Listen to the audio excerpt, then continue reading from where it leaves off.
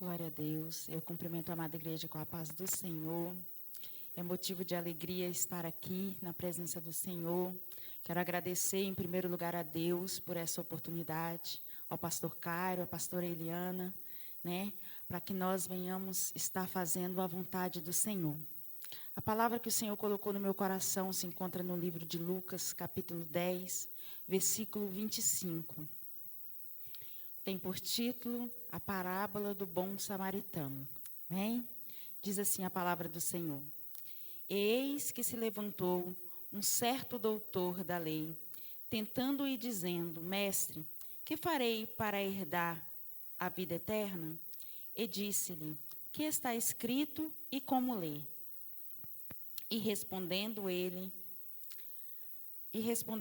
disse: Amarás o teu Deus de todo o teu coração, de toda a tua alma, com todas as tuas forças e todo o teu entendimento, e ao teu próximo como a ti mesmo. E disse-lhe: Respondeste bem, faze isto e viverá. Ele, porém, querendo justificar a si mesmo, disse a Jesus: E quem é o meu próximo? E Jesus respondendo disse: Descia um homem de Jerusalém para Jericó e caiu nas mãos dos salteadores, os quais o despojaram e, espancando-o, se retiraram, deixando-o meio morto. E ocasionalmente descia pelo mesmo caminho certo sacerdote, e vendo-o, passou de largo. E de igual modo também um levita, chegando àquele lugar, e vendo-o, passou de largo. Mas um samaritano que ia de viagem chegou ao pé dele e, vendo-o, moveu-se de íntima compaixão e, aproximando-se, atou-lhe as feridas, deitando-lhes azeite e vinho e, pondo-o sobre a sua cavalgadura, levou-o para uma estalagem e cuidou dele. E, partindo ao outro dia, tirou 2 dinheiros e deu ao hospedeiro e disse-lhe: Cuida dele, e tudo o quanto mais gastares, eu te pagarei quando voltar. Qual, pois, destes 3 parece que foi o próximo daquele que caiu nas mãos dos salteadores? E ele disse: O que usou de misericórdia para com ele. E disse, pois, Jesus: Vai e faze da mesma maneira. Glória a Deus, aleluia. Essa é uma pergunta, irmãos, que o certo doutor da lei fez ao Senhor Jesus. O que eu devo fazer para herdar a vida eterna? Eu acredito que esse é o propósito de todos nós que aceitamos Jesus, que levantamos as nossas mãos, e estamos procurando caminhar segundo a vontade dele, Um dia morar no céu, um dia viver a eternidade com Cristo, Aquele homem, ele era um doutor da lei, e ele, sem nenhuma dificuldade, respondeu, como é que ele lia na palavra. E, analisando essa resposta dele, porque ele era um estudioso, eu gostaria de trazer para os nossos dias, O que nós temos feito para herdar a vida eterna? Porque muitas pessoas têm estudado a palavra, muitas pessoas têm se dedicado a conhecer o Evangelho, mas muitas dessas pessoas, infelizmente, não têm vivido esta palavra, não têm vivido o amor que Jesus veio para nos ensinar. Veio para nos mostrar Ele mesmo fazendo, Porque Jesus, Ele não nos ensinou subindo num altar. Jesus, Ele não nos ensinou só deixando a palavra. Jesus, Ele nos ensinou com o próprio ato. Quando Ele pegou a sua vida, quando Ele renunciou à sua própria vida e Ele entregou por amor de mim e por amor de você. Na sua infinita misericórdia, Deus nos deixou uma bússola. Deus nos deixou esta palavra para que nós possamos segui-la, para que nós possamos assim um dia está certo de que um dia nós iremos morar com Ele, ter a vida eterna ao lado de Cristo. A pergunta que aquele certo homem fez, né? Quem é o meu próximo? Essa é uma pergunta boa, irmãos. Quem é o nosso próximo? Quem tem sido o teu próximo? Quando nós passamos na rua e vemos um mendigo, quando nós passamos na rua e vendo pessoas tão escravizadas por Satanás, e muitas das vezes nós passamos de largo, assim como fez o sacerdote, assim como fez aquele levita. E não é isso que o Senhor requer de nós. Muitas das vezes, aquele que é para estender a mão, aquele que é para ajudar, que é para mover-se de íntima compaixão, assim como o nosso Senhor Jesus nos ensinou, é aquele que passa de largo, é aquele que olha e finge que não viu, é aquele que olha e coloca prioridades na frente. Ah, agora eu não posso, agora eu tenho outras prioridades a fazer.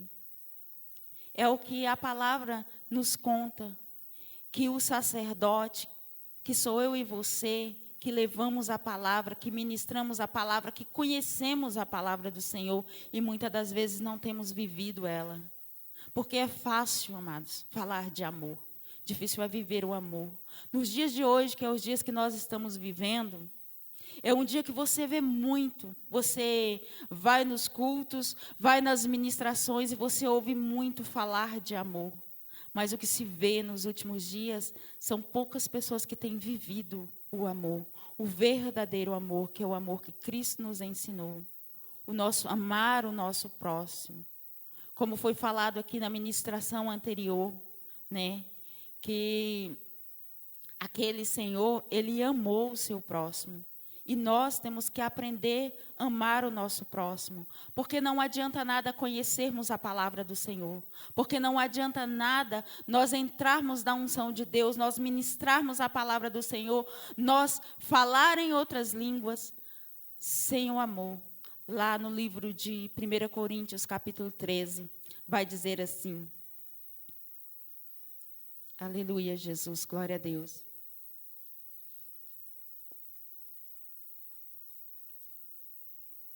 Ainda que eu falasse a língua dos homens e dos anjos, se eu não tiver amor, eu serei como metal que tine, ou como ferro que zoa.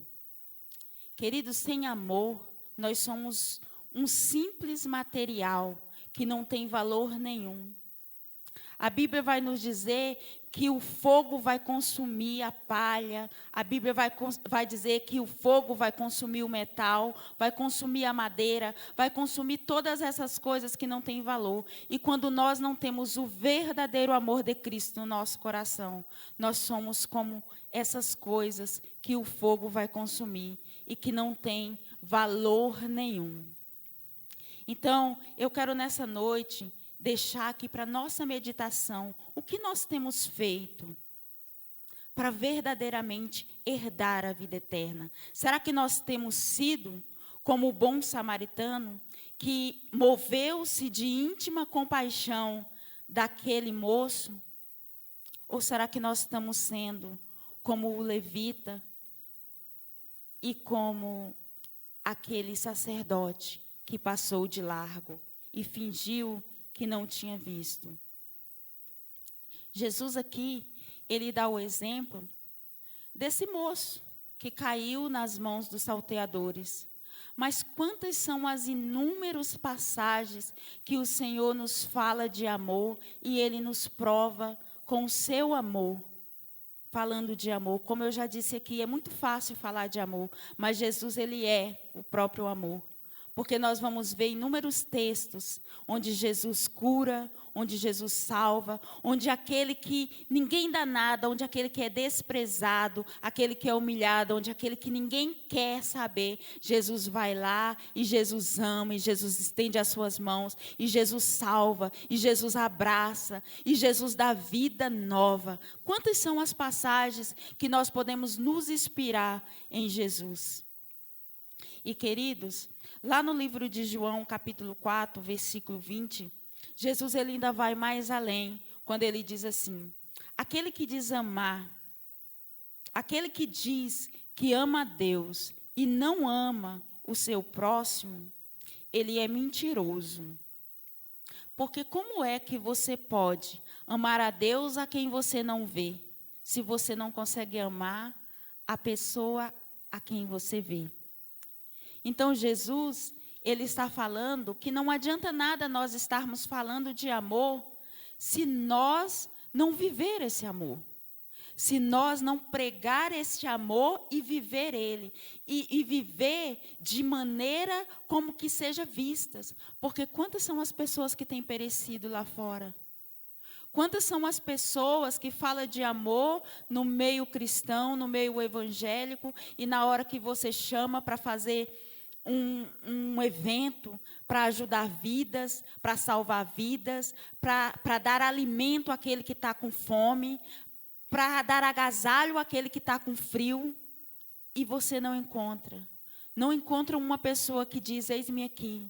São poucas as pessoas que se dispõem a fazer verdadeiramente a obra do Senhor, cumprir verdadeiramente o ide do Senhor, porque Deus ele fala assim que nós devemos levar a palavra àquele que está faminto da palavra, mas também junto com a palavra nós devemos levar o alimento àquele que está necessitado, porque senão isso não é um amor verdadeiro. Se nós levarmos só a palavra, que Deus cura, que Deus salva, que Deus liberta, que Deus transforma, que Deus é o dono do ouro e da prata, para aquele que está faminto, o que isso vai adiantar para ele? Nós temos que levar a palavra que Deus salva, porque Deus verdadeiramente salva.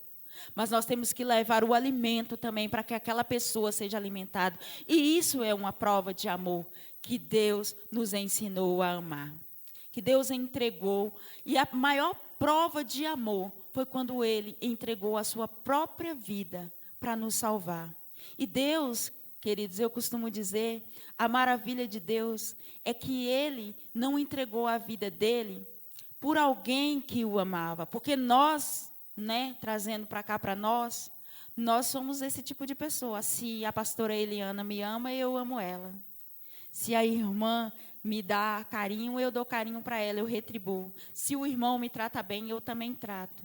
Mas Jesus não. Jesus nos amou quando nós ainda andávamos no pecado, quando nós vivíamos de uma maneira que o levava para a cruz, que o entristecia, que o crucificava de novo.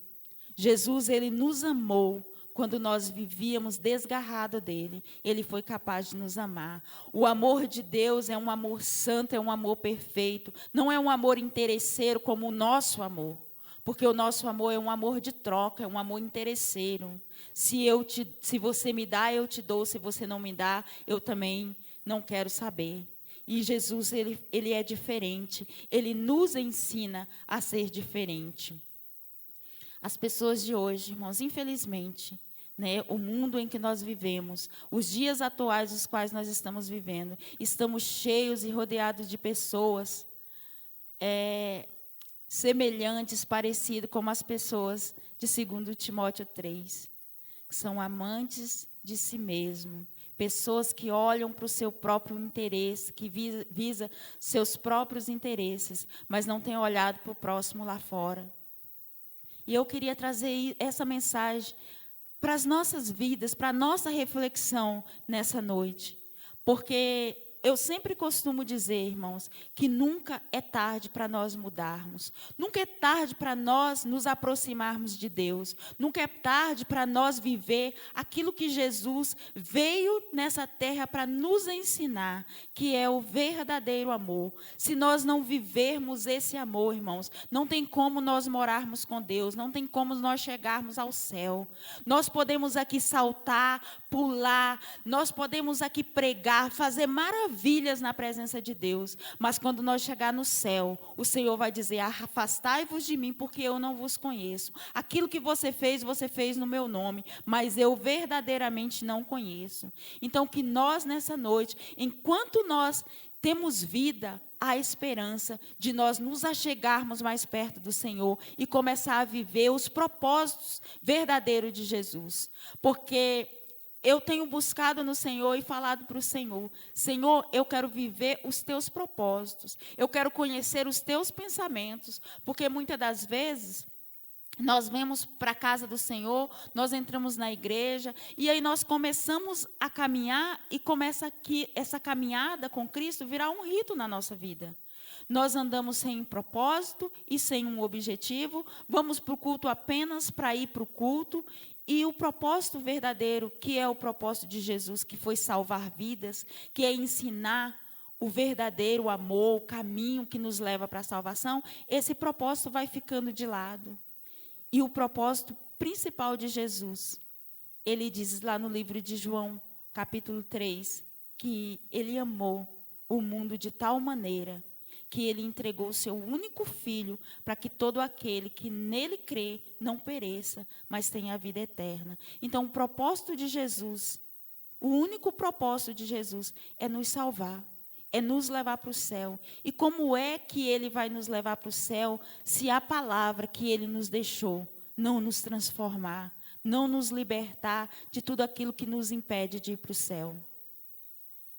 E o propósito principal de Jesus é que um dia nós todos, o mundo aí fora que está perdido, perecendo na presença do Senhor, seja salvo.